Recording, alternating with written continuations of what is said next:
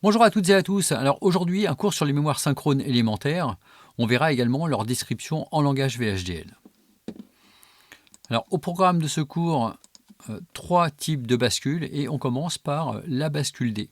Alors c'est typiquement ce qu'on pourrait considérer comme étant une mémoire à 1 bit. Alors le symbole est le suivant, on a donc deux entrées, D et C. Donc D pour la donnée, C l'horloge et Q la sortie. La table de vérité, c'est donc lorsque C est égal à 0, Qn. Alors ce qu'on appelle Qn, c'est la sortie Q après front montant d'horloge typiquement. Et Qn-1, c'est une valeur précédente. Donc ici, lorsque C égale 0, Qn égale Qn-1, on considère que l'état est mémorisé. Donc la sortie Q ne change pas d'état, elle conserve sa valeur. Lorsque C égale 1, pareil, l'état est mémorisé. Donc l'idée, c'est que lorsque C ne change pas de valeur, lorsque C reste stable, l'état est mémorisé.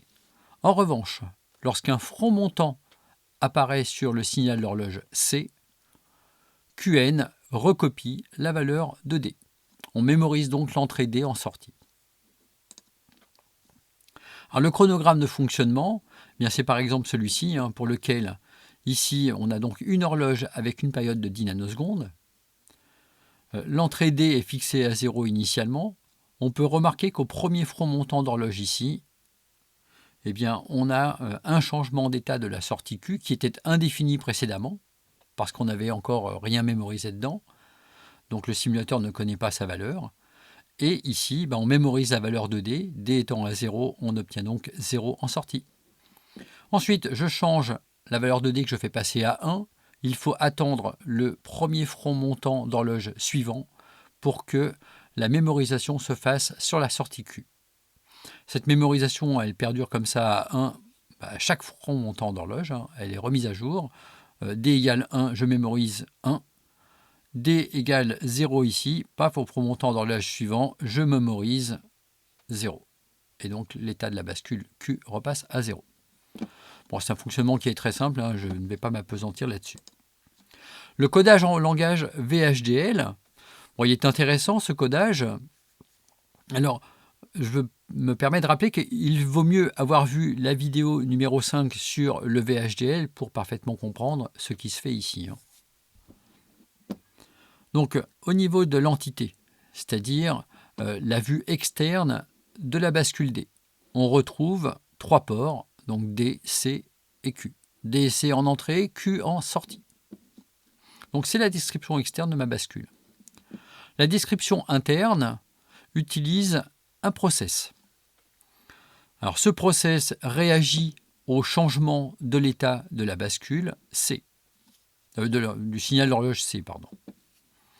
Alors, ce process, il démarre par un mot-clé begin, il se termine par un mot-clé end process. Et à l'intérieur, on va donc décrire de façon séquentielle le comportement de notre bascule. Alors, l'élément essentiel dans la table de vérité, c'est que le changement d'état a lieu si on obtient un front montant sur le signal C. La détection du front montant, elle se fait comme ceci en langage VHDL. Alors, il y a plusieurs façons de le faire, mais là, moi, j'utilise la macro Rising Edge qui nous permet de détecter le front montant de l'horloge. Donc, si j'ai un front montant sur le signal C, alors Q prend la valeur de D. Et ça se termine. Sous-entendu, si on ne modifie pas la valeur de Q pendant l'exécution de ce process, Q est donc mémorisé et conserve sa valeur précédente. Donc l'effet mémoire apparaît comme ceci.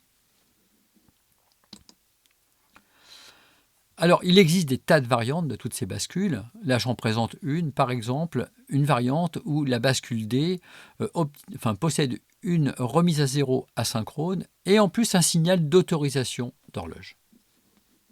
Donc, le signal d'autorisation d'horloge, c'est CE, la remise à zéro asynchrone, c'est CLR.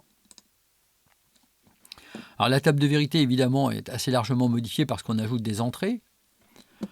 Lorsque le clear est à 0, ce clear est asynchrone, ça veut dire qu'il est prioritaire dans le temps. C'est-à-dire qu'à tout instant, quand il intervient, il est effectif. C'est la raison pour laquelle ici, lorsque clear égale 1, quelle que soit la valeur de C et de CE, on met à 0 la bascule. Ensuite, pour le reste, Pour le reste, on retrouve ici, lorsque clear égale 0 et lorsque C est stable, l'effet mémoire. Qn égale Qn-1, la valeur en sortie de la bascule ne change pas.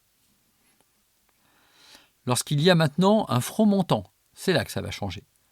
Si CE est égal à 0, on a toujours l'état mémorisé, ce qui signifie que D n'est pas pris en compte. Pour que la prise en compte de l'entrée D se fasse, il faut en même temps avoir un front montant, évidemment que le clear soit à 0, et qu'en plus, le signal CE autorise la prise en compte du front montant de l'horloge. Et dans ce cas-là, on mémorise l'entrée D, comme on l'a vu précédemment pour la bascule D de base. Alors, un exemple de chronogramme de fonctionnement. Ici, j'effectue un clear, ce qui permet de fixer à 0 la sortie Q. Et d'ailleurs, vous pouvez noter que ça se fait à t égale 0, c'est pris en compte tout de suite. Ça n'attend pas le premier front montant d'horloge comme on l'avait tout à l'heure. Ensuite, dans ce qui peut paraître intéressant, on fait passer D à 1 ici, mais au front montant d'horloge suivant, on constate pourtant que l'information n'est pas prise en compte. Effectivement, le signal CE d'autorisation n'est pas à 1, il est à 0, donc par conséquent, il n'y a pas de prise en compte. Il va falloir attendre le premier front d'horloge après la mise à 1 de CE pour que l'entrée D soit prise en compte. Donc c'est le cas ici, avec le front montant qui apparaît juste après. D est égal à 1, CE est égal à 1, on autorise la prise en compte, et donc la sortie passe à 1. Alors on poursuit, D change de valeur, passe à 0, au prochain front d'horloge, effectivement, Q retombe à 0.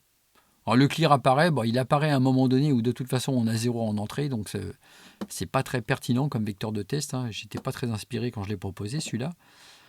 Ensuite clear retombe à 0, on a un front montant d'horloge pour mémoriser 0 ici, et c'est autorisé, D passe à 1, et à ce front montant d'horloge, effectivement, on fait passer à 1 la sortie Q. Bon, je pense que là, vous avez compris le fonctionnement, même si le clear n'était pas très pertinent à ce moment-là. La description en langage VHDL, alors, elle est intéressante parce qu'on fait apparaître ici une remise à 0 asynchrone. Comme la remise à 0 est asynchrone, on va voir que dans le process, c'est la première chose que l'on va traiter. Alors, ce process, il réagit sur les entrées C, CLR et CE. Effectivement, clear entraîne un changement implique un calcul de remise à 0 immédiate. J'aurais pu me passer de CE ici en réalité, puisque de toute façon, ce qui va présider à la prise en compte de la valeur de CE, c'est le fait qu'il y ait un front montant d'horloge. Donc à l'intérieur de la description de ce process, je vous l'ai dit, la remise à 0 est asynchrone, donc c'est la première chose à traiter.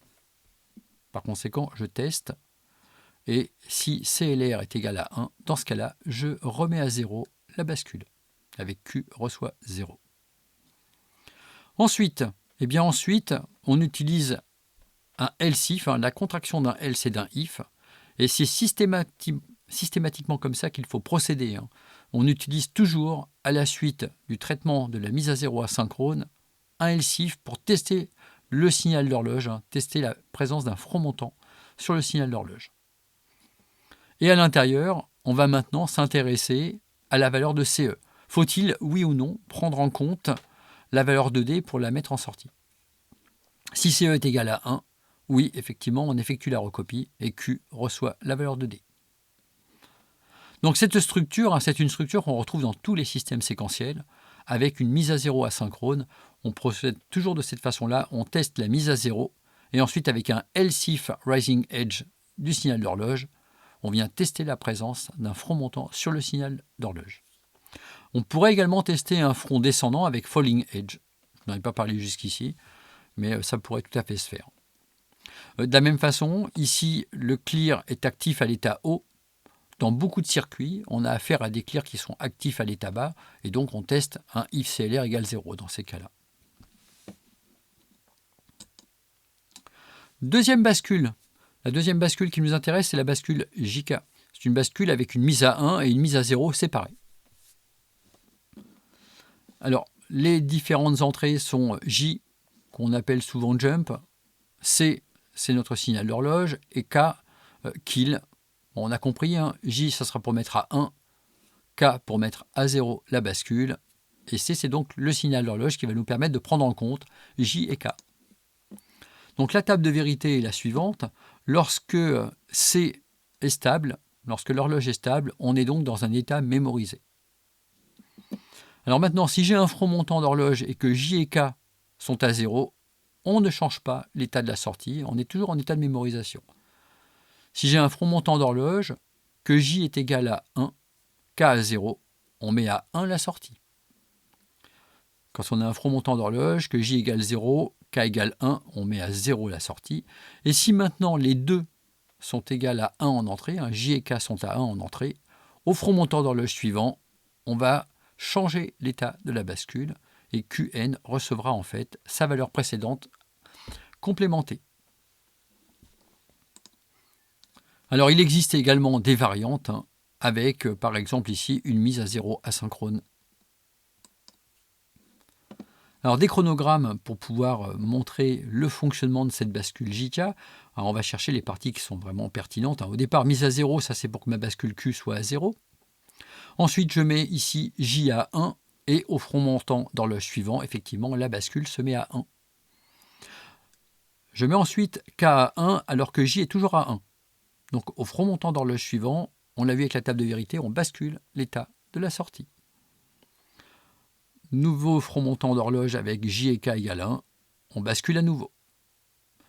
Voilà, et ça perdure avec des J égale à 1 pendant les fronts montants d'horloge, qui fait qu'on conserve un 1 à la sortie.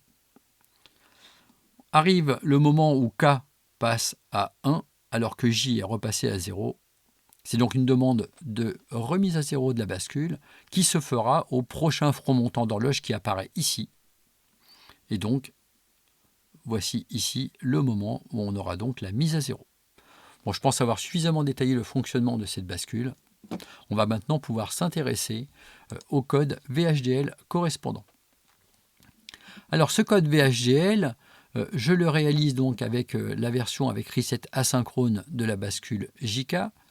Pour ce qui concerne l'entité, on trouve donc les différents signaux d'entrée, J, K, C, CLR, qui apparaissent ici sur la vue externe de ma bascule. La sortie Q, je la déclare d'une façon un petit peu particulière. Au lieu d'utiliser le mot-clé out habituel, j'utilise buffer. Alors pourquoi buffer? Parce qu'on l'a vu à un moment donné, Q reçoit notre Q, ou Q bar. Lorsque les deux entrées J et K sont à 1, on a un basculement, et ce basculement implique de pouvoir lire la valeur de Q. Effectivement, vous voyez l'équation ici, lorsque j'écris Q reçoit notre Q, ça implique que Q peut être lu en entrée. Si vous déclarez Q de type out dans l'entité, il ne sera pas possible de lire sa valeur. En choisissant le type buffer ou le type in-out, eh bien dans les faits, cela permet donc la lecture de Q. Alors j'ai choisi buffer. Dans un FPGA, un CPLD, on peut tout à fait utiliser in-out, le comportement sera le même. Bien, donc passé ce détail qui nous explique pourquoi on peut lire la sortie Q en l'ayant déclaré en buffer, on va s'intéresser maintenant au fonctionnement. Donc le fonctionnement, notre bascule, elle réagit au changement d'état de C et de CLR. Donc je déclare mon process avec une liste de sensibilité avec C et CLR à l'intérieur. Et maintenant, pour ce qui concerne l'écriture de ce process, on l'a vu tout à l'heure, lorsque le reset est asynchrone, on commence par tester la présence du reset. C'est l'information prioritaire à tester. Donc si CLR est égal à 1, alors Q reçoit 0. Et ensuite, dans la foulée, on regarde si on a un front montant d'horloge. Donc sinon, si CLR est égal à 0, et bien dans ce cas-là, je teste si j'ai un front montant d'horloge. Donc LC Rising Edge de C, et bien dans ce cas-là, on va voir ce qu'on effectue, et donc on va réaliser notre bascule JK à ce moment-là. Donc si J est égal à 1, dans la table de vérité, on l'a vu, quand il y a un front montant d'horloge, si J égale à 1, il y a deux possibilités. Soit K est également égal à 1, et dans ce cas-là, on change l'état en sortie, Q reçoit notre Q, ou Q bar. Sinon, Sinon, ça correspond au fait que k est égal à 0. Et dans ce cas, j égale 1 prévaut. Et donc, on effectue la mise à 1 de la bascule. Alors, dans le cas contraire, si j n'est pas égal à 1, ça veut dire qu'il est égal à 0. Donc, je teste maintenant si k égale 1. Et si k égale 1, on a affaire à la mise à 0 de la bascule. Quant à la situation où j égale 0 et k égale 0, elle entraîne une mémorisation. Donc, il n'y a pas besoin de la traiter, puisque dès lors qu'elle n'est pas traitée, dès lors qu'il y a mémorisation, si je ne change pas l'état de Q, de toute façon, il est mémorisé. Donc, ça revient effectivement, en ne le traitant pas de façon explicite, à l'avoir traité. Il n'y a pas tellement d'intérêt à écrire si j égale 0 et k égale 0, alors Q reçoit Q. C'est implicite dans le fonctionnement d'un process. Un signal dont la valeur n'est pas modifiée est automatiquement mémorisé. Dernière bascule, la bascule T. Alors, cette bascule, c'est une bascule avec inversion de l'état qui est donc commandée par l'entrée T qui s'appelle donc toggle pour basculement. On dispose d'une entrée d'horloge C, le code VHDL correspondant. Alors pardon, on va plutôt voir d'abord la table de vérité. Donc la table de vérité, c'est que si C est stable, on a mémorisation donc de la sortie avec Qn qui reçoit la valeur de Qn-1 à l'état précédent. Si on a un front montant et que t égale 0, il n'y a pas de commande de basculement et par conséquent l'état est toujours mémorisé. S'il y a un front montant d'horloge et que t est égal à 1, ça signifie qu'on demande le basculement de la sortie et la sortie Qn reçoit la valeur précédente complémentée. Concernant donc le code VHDL correspondant, on prend en compte pour la description externe, donc les deux entrées T et C, la sortie Q out. Alors je l'ai laissé en out effectivement alors qu'il va y avoir basculement, de façon à montrer comment on peut également décrire ce process en utilisant une description externe en ayant spécifié donc la sortie de type out.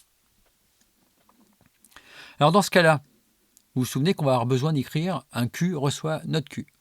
Ça, ce n'est pas possible si Q est déclaré en type out. Donc on met en place un signal intermédiaire interne qu'on va appeler par exemple Qint pour Q interne. Ce signal, je l'initialise à 0 et je fais en sorte que Q prenne toujours la valeur de ce signal intermédiaire. Donc ça, c'est possible parce que j'ai le droit d'affecter une valeur à Q qui est une sortie.